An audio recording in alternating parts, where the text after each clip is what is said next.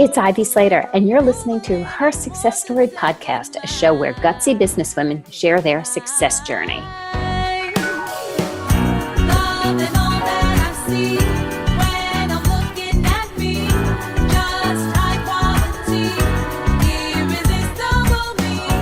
it's Ivy Slater. Welcome to today's episode of Her Success Story.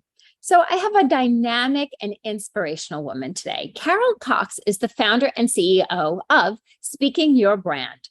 It's a coaching and training company that helps high-performing, purpose-driven women entrepreneurs and professionals create their signature talks and thought leadership platforms. I know you want to talk with me as much, you want to talk to Carol listeners as much as I want to talk to Carol of why did you build this? Welcome, Carol. I have so many questions. I'm jumping right in, but listeners, you have to know Carol and I know each other, and it's just so easy for us to chat.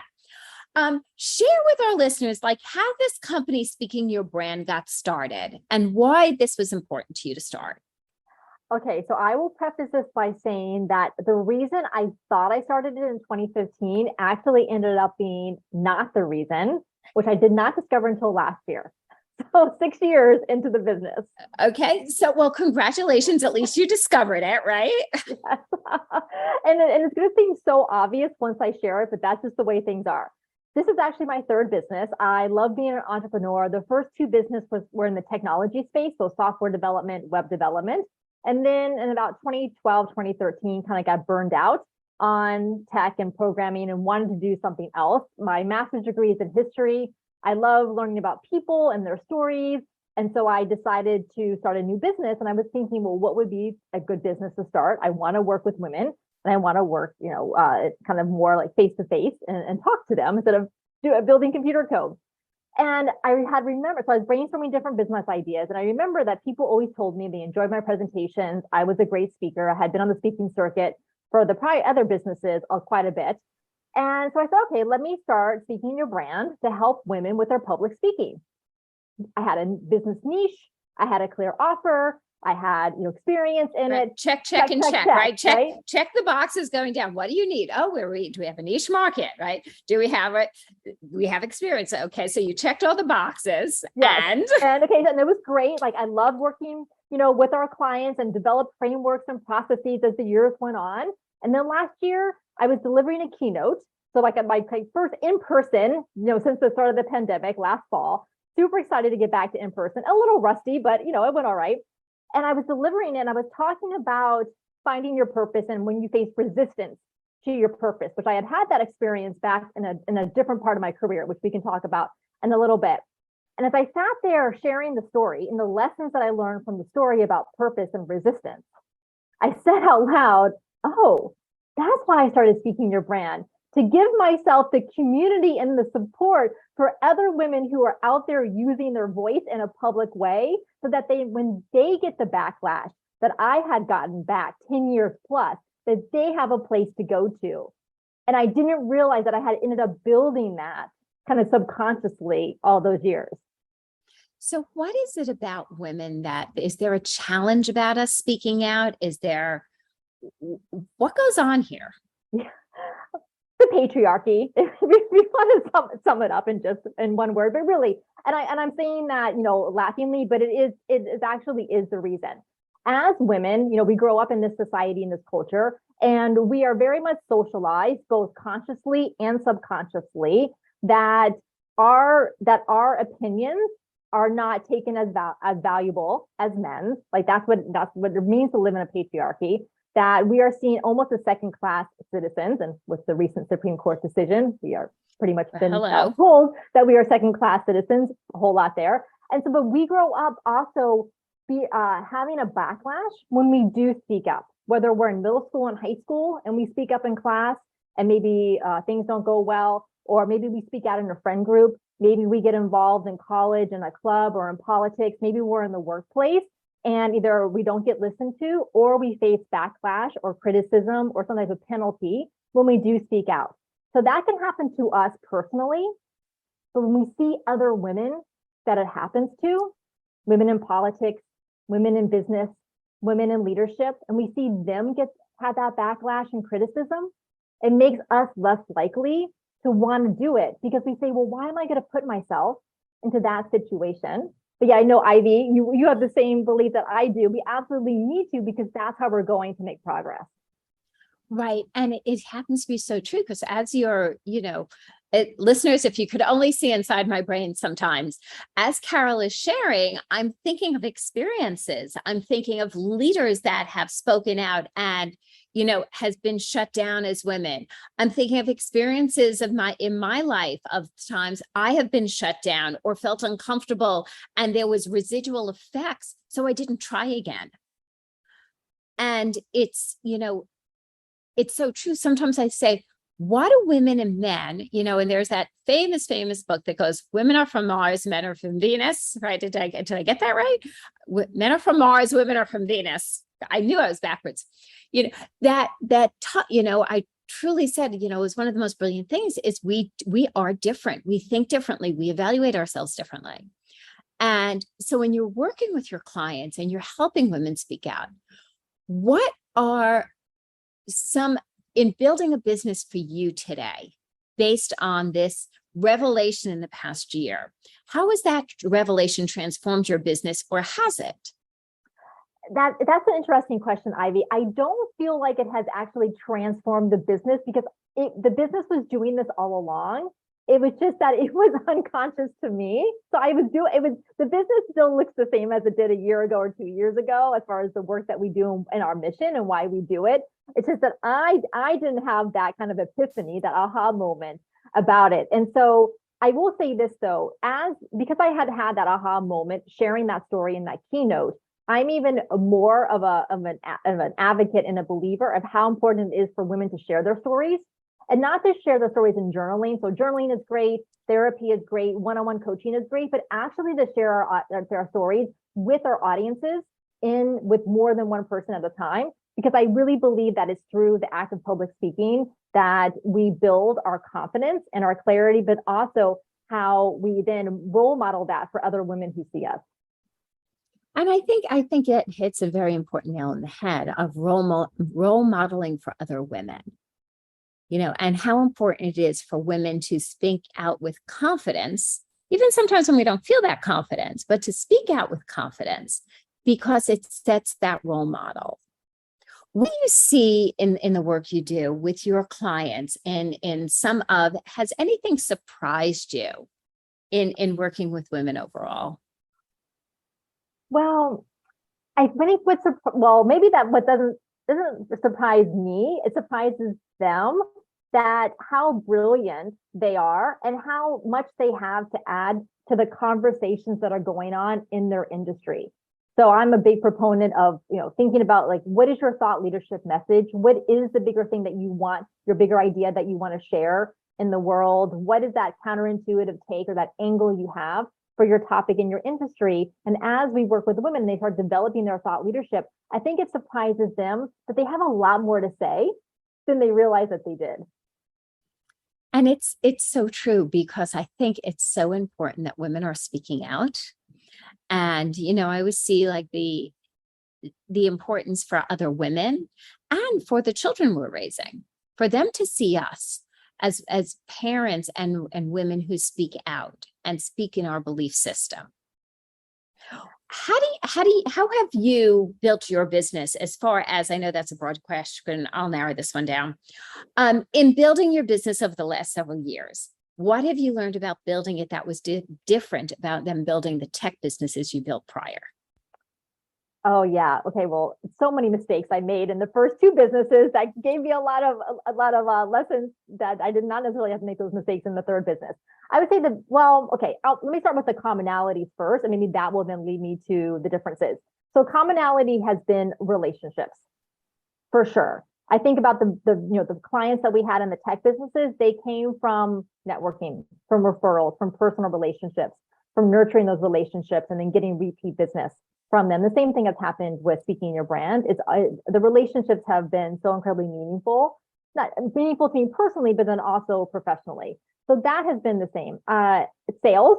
So as as much as, as business owners, we are salespeople probably first and foremost, unless we have a sales team in our organization when we get to that size, but we are salespeople. So that is definitely a commonality between all of the businesses that I've had.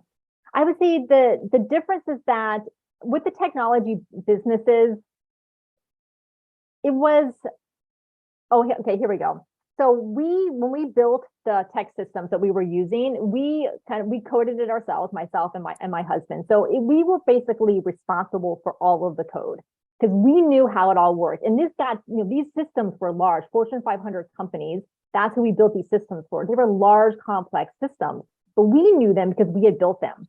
We found it so challenging to find other programmers to come in and to support those systems because they had been built by us. So that is definitely when I started Speaking Your Brand. And this is why I called it Speaking Your Brand, not Carol Cox speaking or Carol Cox coaching or something like that, because I really knew I did not want all the responsibility for client delivery to fall on me. I have a lead speaking coach. I have another one coming on board as well, because I know that the company will grow and the company will scale and the company will be able to work with more women if I'm not responsible for all of the client delivery. I think that's so important. Very often when we build a company, we can have the tendency to get in our own way of, well, I have to, it's that I have to do everything. If I do the sales, I'll be better.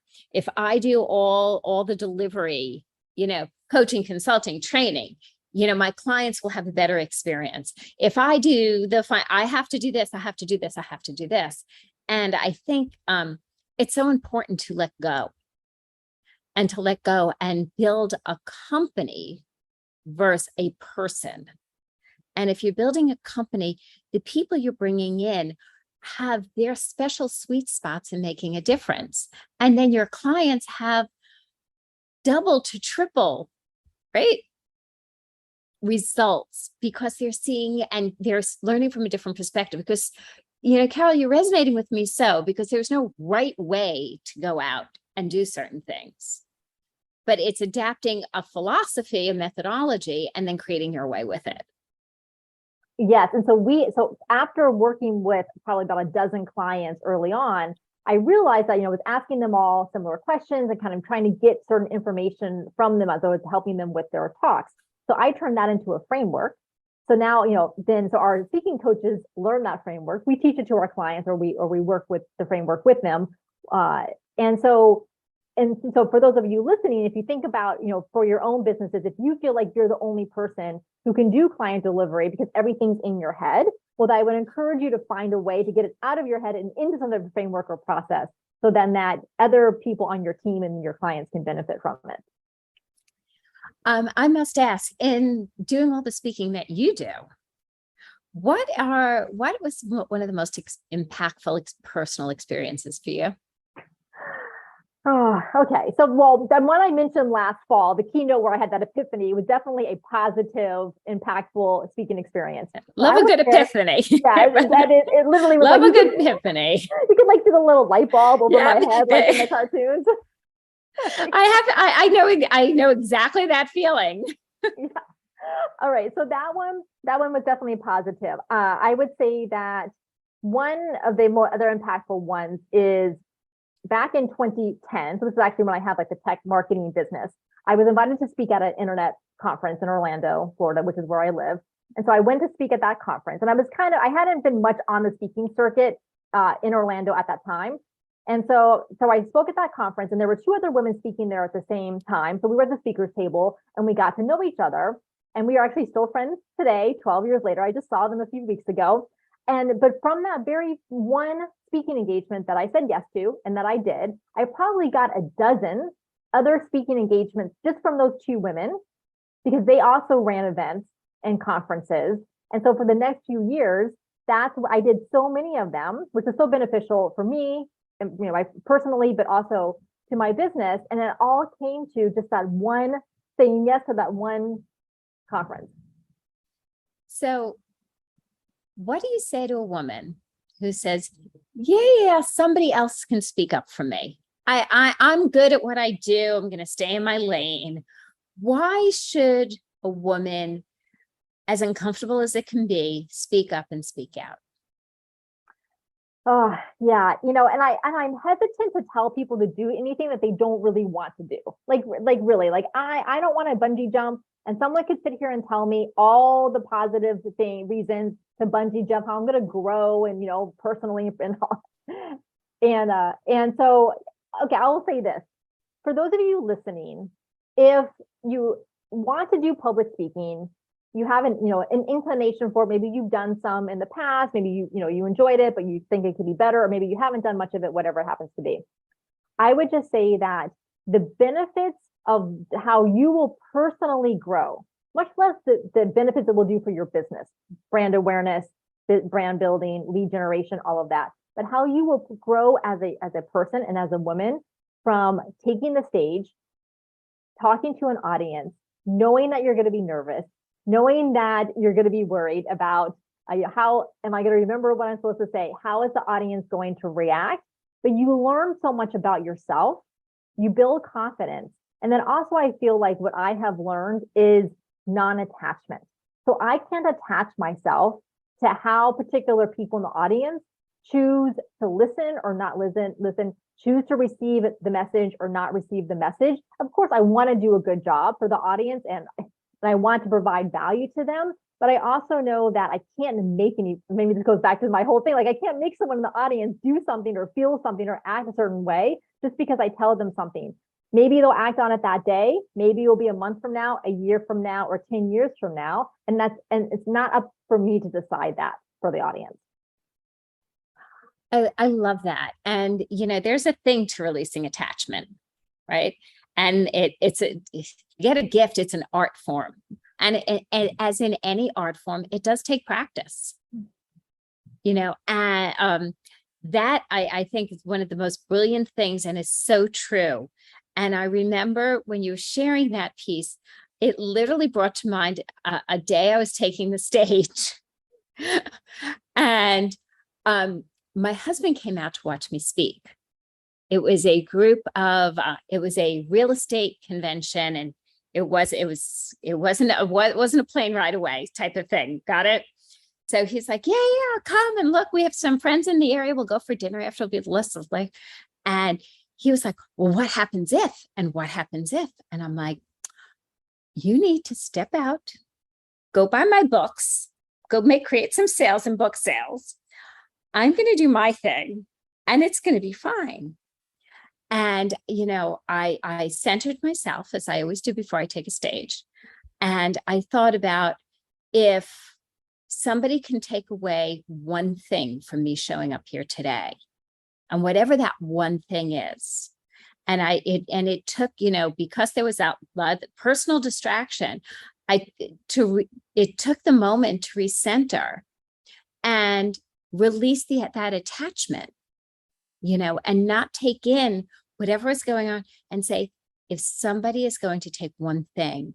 And I remembered, afterwards, people coming over and speaking to me and say, Ivy, this or that. But you're so right, Carol. It's truly in releasing the attachment.